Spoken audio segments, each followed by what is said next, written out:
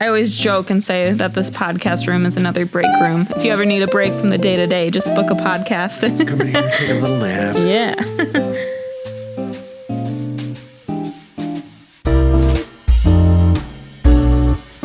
To set the stage again on showing how high level we want to keep it is I'm calling this episode Defender for Dummies. So keeping it simple, keeping it easy.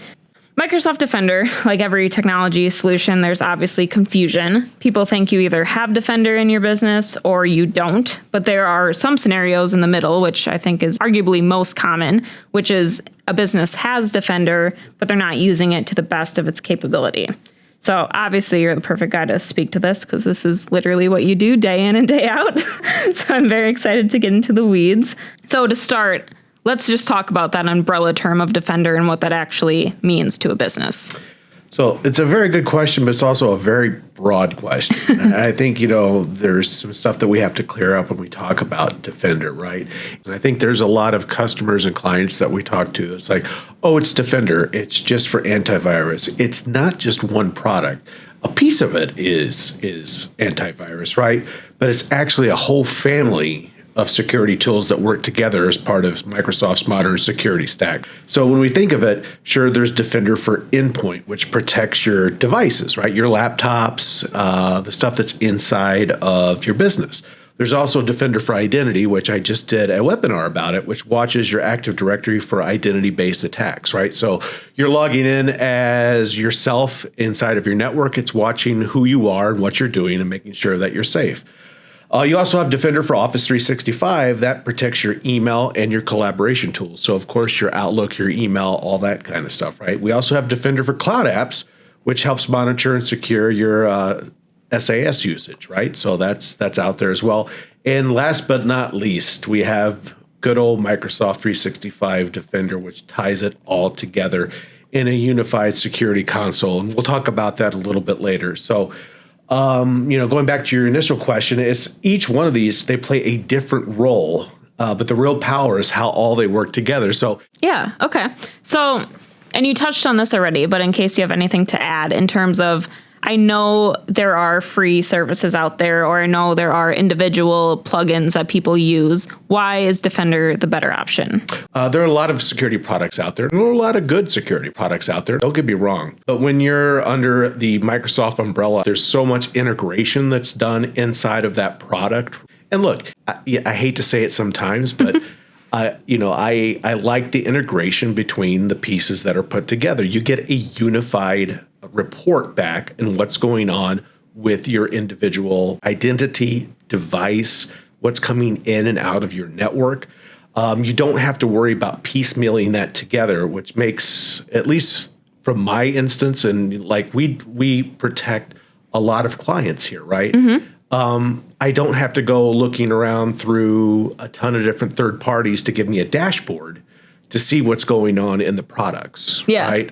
And when you configure it correctly, it does a fantastic job of knowing what's going on, when it's going on, and giving the updates that we need to secure the platform. Okay, and so you said if configured correctly. So Can you talk through, maybe even from your experience, like some configurations that people go years without knowing that they aren't even on? There's a lot of people that come up to me and a lot of clients that come on board with us and, they're on like business standard, or let's just say they come on board and they upgrade to business premium or are looking at E3 or E5 licenses.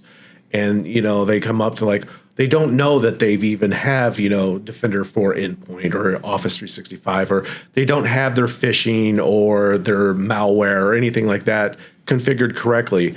What we've done over time here, at least at 2W, is we've come up with a comprehensive checklist that we go through when we put Defender into place. And we want to make sure that, all the bells and whistles, the T's are crossed, the I's are dotted to make sure that, we're getting the right use out of Defender.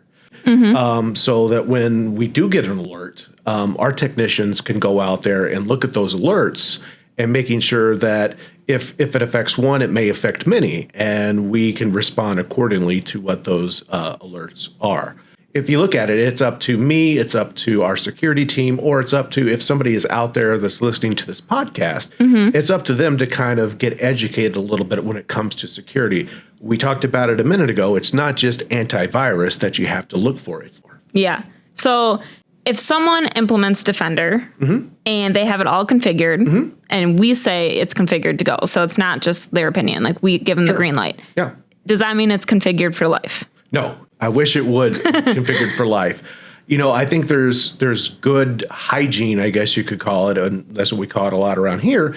So what are some of the things that would change those? I mean, a lot of things that come out, and I mean, whether it's updating, from Patch Tuesday from Microsoft, right? There's a lot of things that come out, and making sure that your policies. One of the things that that we recognize as well here is, hey, besides the Defender policies, is you see a lot of stuff within AI. There's a lot of people that are going out there and trying to do naughty stuff. Microsoft has made it an absolute push to make sure that Defender and the Defender products that are behind that are getting updated constantly of doing that. So they add new features inside of that Defender suite. Okay. So a lot of that stuff gets updated automatically, but you will see on product releases, there's certain things that you may need to go in and either update a policy, update a switch, or depending on what your business does, you may want to update something, or maybe tighten down your security, or do this or do that that's really affecting your business.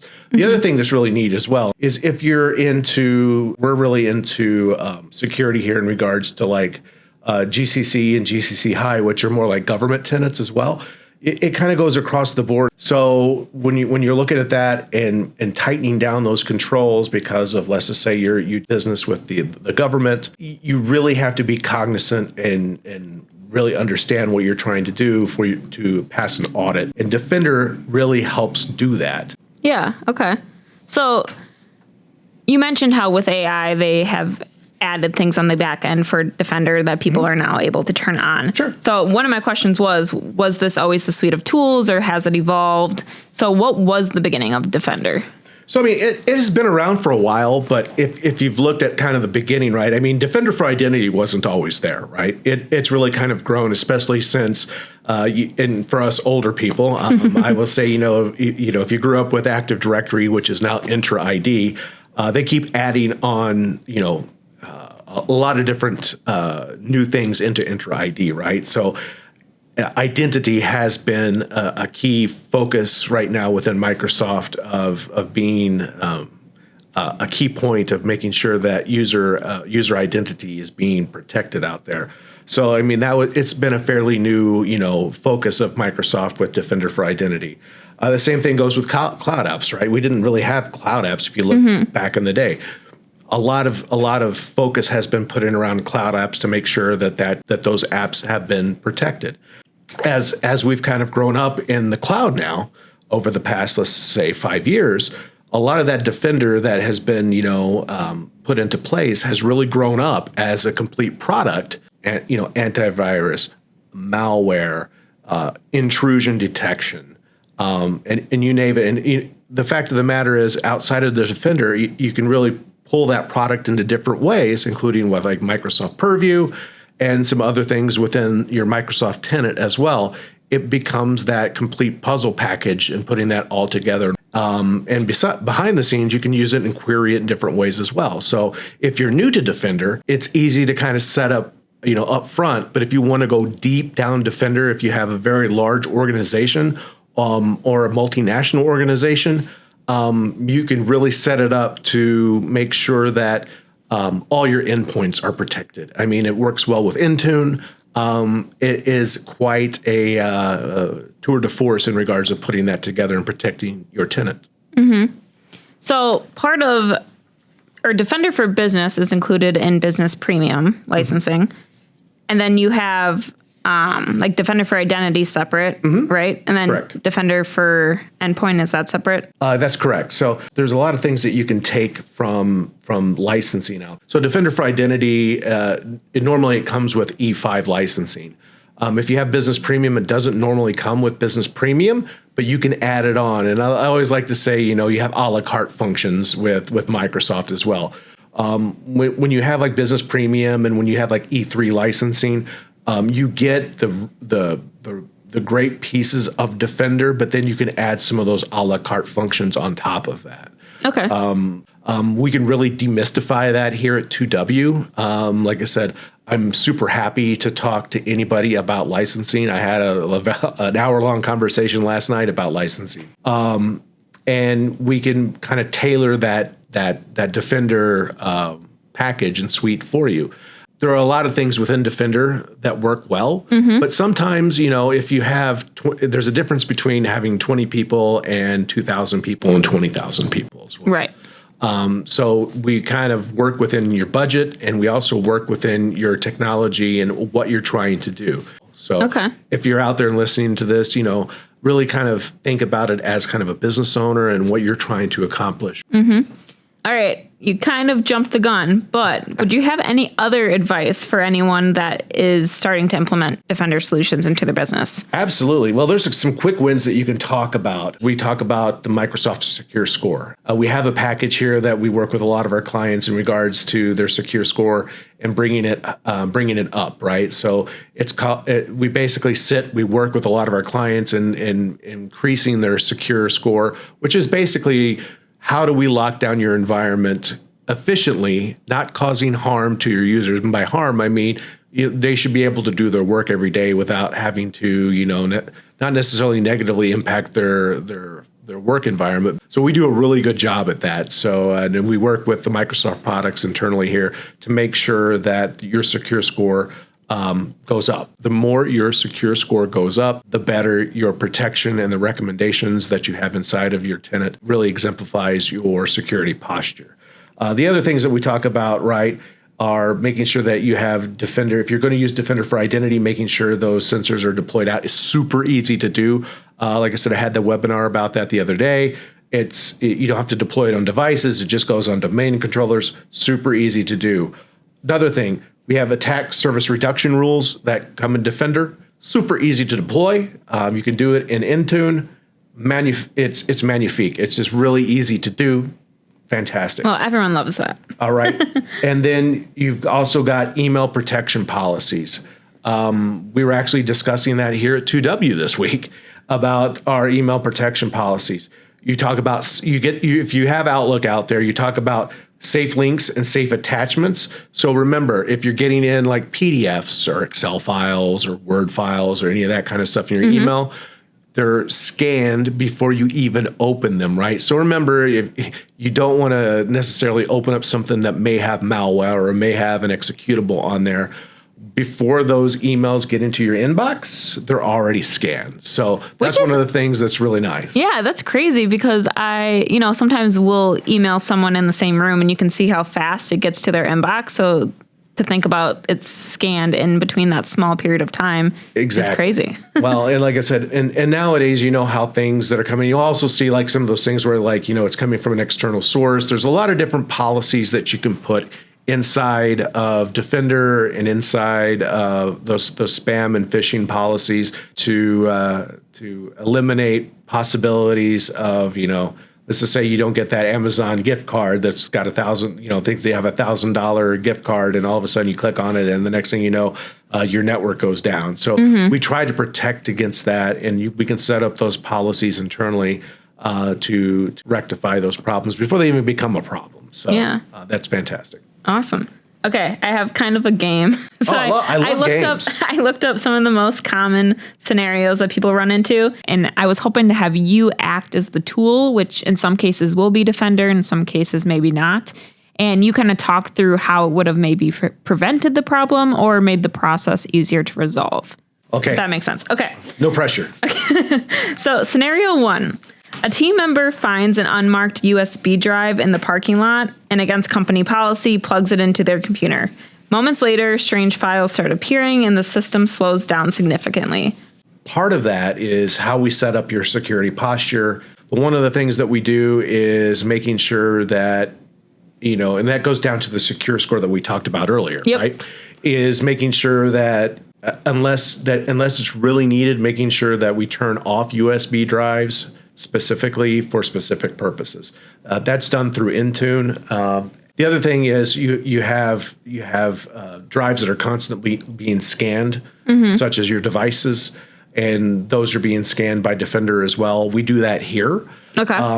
And it does a pretty good job of finding that and isolating those as well. So we have had clients in the past that have had, let's just say, less than stellar issues with USB drives, also with some bad intentioned emails. Let's just say they've opened up a Google email or something like that that's not necessarily been scanned correctly. Defender itself will constantly react and isolate that particular environment as quickly as possible, and then essentially close that environment off. If it starts spiraling out of control, let's just say there's 2 or 3 or 4 individuals that it hits, it will try to close it down as quickly as possible. While it's doing that, it will start alerting people that this is happening. And right. You can, and there is a feature out there called Hunt, that you can actually see what's going on in real time and then track it down and inoculate those machines and start trying to recover what has happened during that particular time.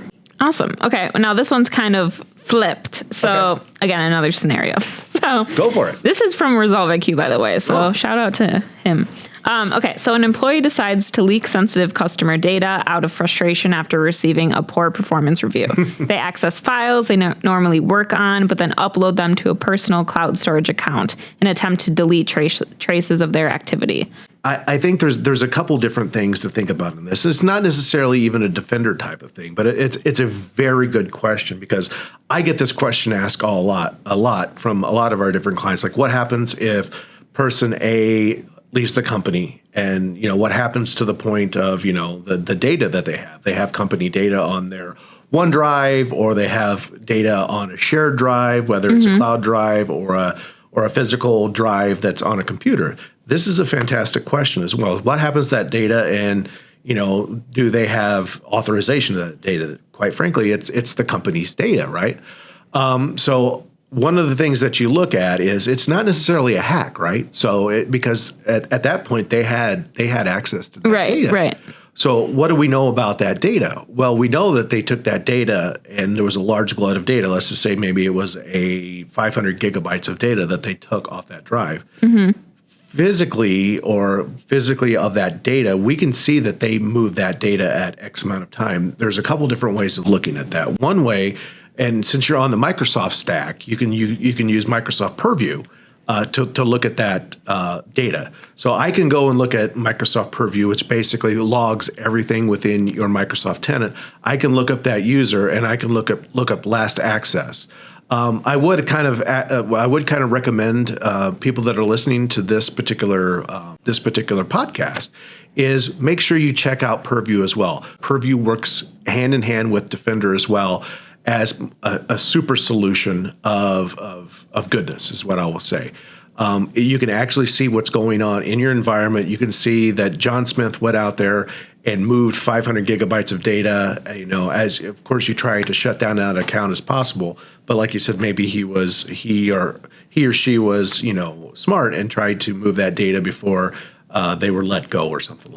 So that's a really good question, and you're not the first person to ask that. And for everybody listening, I didn't know these questions in advance as well, but that is a really good question, because I get that question asked a lot about, hey, all of a sudden 500 gigabytes of data magically disappeared off a shared drive, and we want to know what happened to it. Yeah. So that's a very good question. Awesome.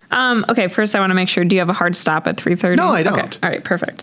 Okay, so scenario number 3, which I hope this is going down the right path. So, and this is a perfect example with the rise of remote work. So you're at your favorite coffee shop and you connect to a public Wi-Fi network called Free Coffee Wi-Fi.